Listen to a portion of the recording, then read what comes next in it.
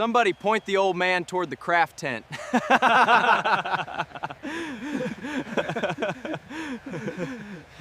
Somebody point the old man toward the craft tent. The kid said it loud, loud enough to carry across the whole field, and the whole field laughed with him. 78-year-old Earl Tate kept walking toward the shooting line, a bow in his left hand that he had carved himself from a single stave of ash, and 6 cedar arrows in the quiver on his back that he had fletched at his own kitchen table with turkey feathers and a pot of hide glue. He did not look up. He did not slow down. He had heard worse laughter in worse places, from men who were no longer alive to laugh at anything, and the sound of it slid off him the way rain slides off a tin roof. If you have ever been written off before you opened your mouth, if you have ever been measured by your clothes and your grey hair and found wanting, type Streedy in the comments right now, because this story is for you. And Earl is about to teach a field full of strangers what that word actually costs. The expo was the biggest one the county had seen. A regional archery exhibition with banners and food trucks and a portable grandstand, and stapled to the top of all of it was the prize that had drawn shooters from 4 states, $10,000 cash to any single competitor who could clear the long-range field course in one clean run. Every target, every distance, no misses. The course ran out across a mowed hayfield and up into the tree line, foam animal targets and paper rings set at ranges that climbed and climbed until the farthest one sat so far back that most people in the stands had to squint to find it. Nobody had cleared it all day.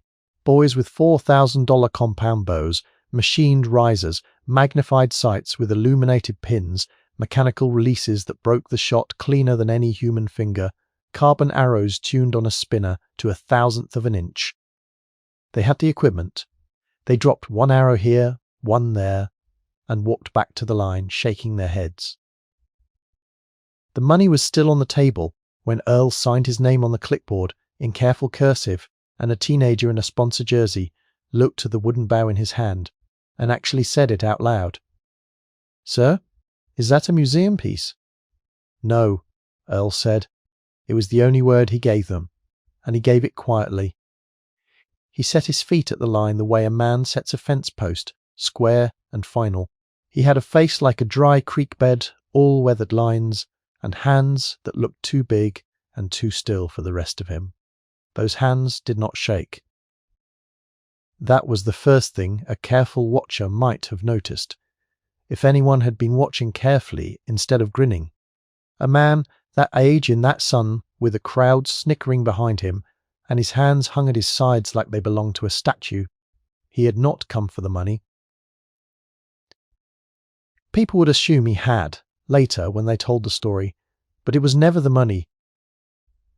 Earl had a 30-acre place an hour out of town with a paid-off mortgage and a workshop full of bow staves seasoning in the rafters, ash and hickory, and a length of Osage orange he was saving.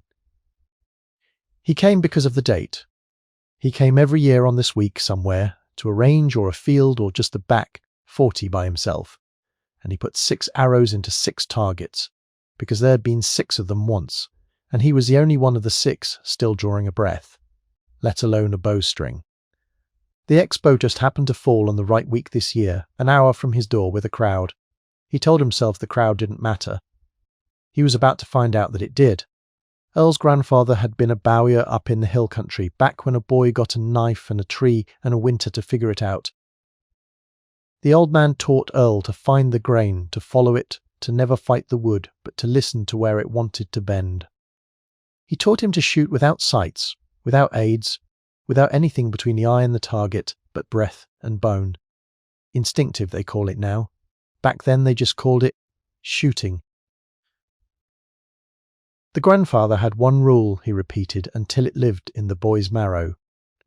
You don't aim the arrow, you become the arrow. And an arrow is not in a hurry. Earl was 9.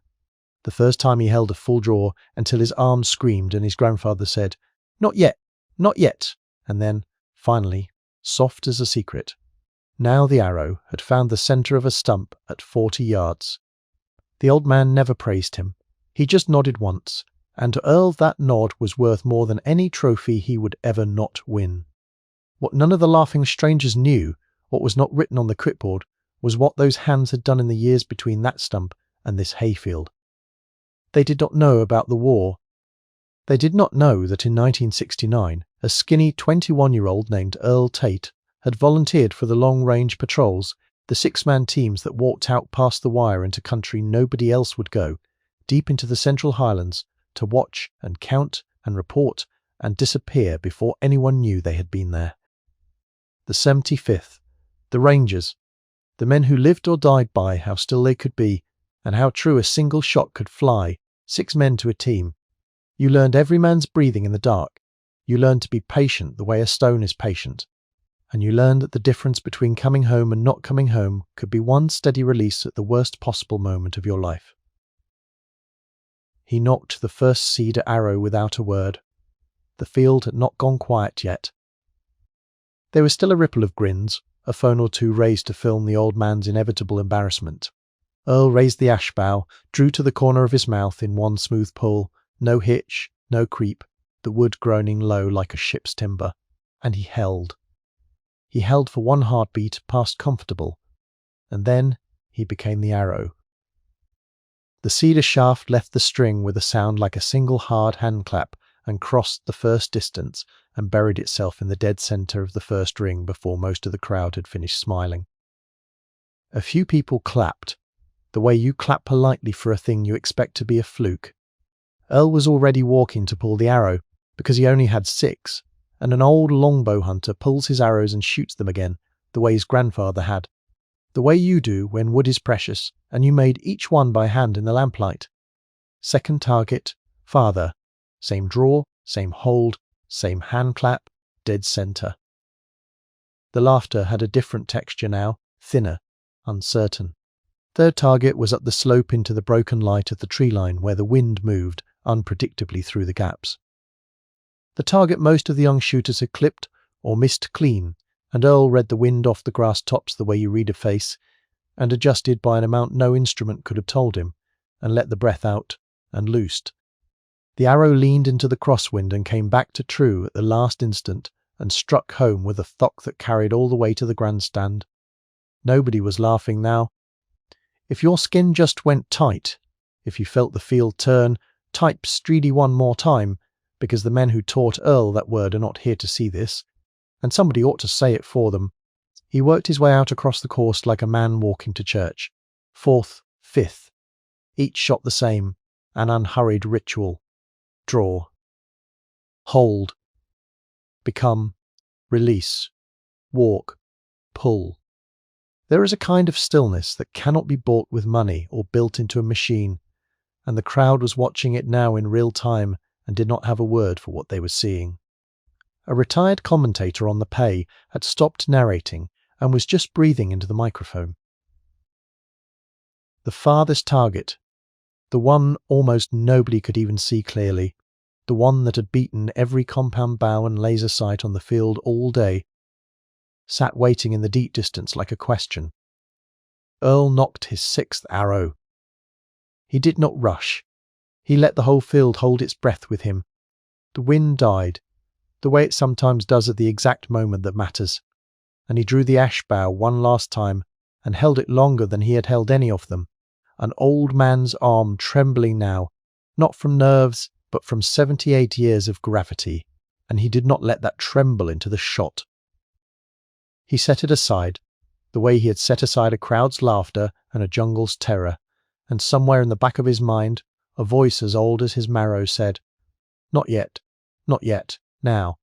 The arrow flew so far and so long that you could watch the whole arc of it, rising, hanging, falling, and the entire grandstand was on its feet by the time it dropped out of the sky and struck the centre of the last ring with a sound like a door closing on an argument. 6 arrows, 6 targets, not one miss. The field went off like a stadium, $10,000, won by a hand-carved ash bow and a man old enough to be every other shooter's grandfather. And that should have been the end of it. That is where the story would have ended. A good story, a clean story, the old man humbling the young. But there was a guest at the expo that day, the man they had brought in to hand out the prize, a retired lieutenant general named Raymond Cole, and he had been standing at the edge of the grandstand for the last 4 arrows, with a look on his face like a man seeing a ghost walk across a hayfield. He was not looking at the targets. He had been looking at the way the old man held at the stillness, at the specific, unmistakable, impossible to fake stillness of a man who had once held that still for a reason a foam target could never give him. The general came down the steps slowly. He crossed the field. The crowd parted for the stars on his collar, and a microphone found its way into his hand, and his voice, when it came out, was not steady at all. "Earl Tate," the general said. "Team 2, 6, is that you?" Earl turned. For the first time all day, something moved across that dry creek bed face. "It's me, sir," he said. The general did not raise the microphone right away. He stood in front of the old man, and he came to attention. A 3-star general, and he held a salute for a long count in front of a silent crowd, and only then did he turn and tell them what they had been watching. 56 years ago, he said, I was a brand new lieutenant, 22 years old, dropped into a ridge line in the highlands with a recon team. I had no business leading. We were compromised on the second day. We were surrounded by dark, and there were a lot more of them than there were of us, and we had a man down who could not walk. The radio said, "Extraction at first light." First light was 9 hours away. He stopped. He looked at Earl. "This man," he said, "was the team's senior scout. He put himself on the high side of that hill alone, between us and them, all night, in the black, and every time they tried to come up that slope, he made them stop. I counted his shots. I counted them all night because counting them was the only thing keeping me sane. He never wasted one. He never panicked. He held that hill until the sun came up and the birds came in, and he carried our wounded man down to the LZ on his own back. 6 of us walked onto that ridge. Because of him, 4 of us walked off." The general's voice broke on the number. 4, not 6. He has never forgotten the 2. None of us has. The crowd understood now why the old man carried exactly 6 arrows and never one more 6 men, 2, who stayed on the hill. Earl fletched 6. Every time he shot, set them flying, pulled them back, set them flying again. An old man's hands keeping a promise. To a teenager's dead friends every single time he drew the bow. Year after year, on the same week, alone. Until this year, when an hour from his house there happened to be a crowd, and the general, and a field full of strangers who had laughed. He had a Distinguished Service Cross in a sock drawer at home, and a Purple Heart beside it, and he had never told a soul at the diner, where he had coffee every morning. The same hands that had held a hill in the dark had carved the bow that just won this field. The stillness the crowd could not name was the stillness of a man who had decided, at 21, on a hill, that he would not let his hands shake while his friends were depending on them, and had simply never let them shake again. Earl took the microphone. The whole field leaned in. "I didn't come for the money," he said, and his voice was quiet the way it had been quiet all day. "I came because it's their week." He looked out at the far target, still wearing his 6th arrow. "I'll be giving the 10,000 to the families of the 2 we left up there. They've got grandkids now, the kind of grandkids who'd have made fun of an old man's wooden bow." A few people laughed. The good kind of laugh, the kind with water in it. "That's all right," Earl said. "I'd have let them. Then I'd have shown them how to shoot." The young man who had told him to find the craft tent was standing at the rope with his face the colour of ash. When Earl walked off the line, the kid stepped forward, and he did not know what to say, so he just put out his hand. Earl looked at it, and then he did something nobody expected. He unslung the ash bow and held it out. "Grip first. Pull it," he said. The boy drew it badly, the string creeping, his arm shaking. "You're trying to aim it," Earl said. "Don't aim it. There's no hurry. The arrow's not in a hurry." And he put his big still hand over the boy's shaking one, and held it there until it stopped shaking. The same way an old man in the hill country had once held his. The same way time and grief and discipline make a circle if you let them. If anyone has ever measured you by what they could see and missed everything that mattered, if you carry something heavy and quiet that you have never told the people at your own diner, type Streely one more time and subscribe, because this channel exists for the ones who held the hill in the dark and never asked anybody to thank them. We are not in a hurry here. We will tell every one of these stories the way Earl pulls his arrows, the way his grandfather taught him, one true shot at a time. Earl drove home that evening, an hour to his 30 acres, and he set the ash bough back in the rafters to season among the others. And he sat on his porch as the light went down, and he held up his right hand in front of his face the way he had on the line that morning, and he watched it in the last of the sun, an old man's hand. Scarred and spotted and 78 years tired. It did not shake. It had not shaken in 56 years. It was not going to start now.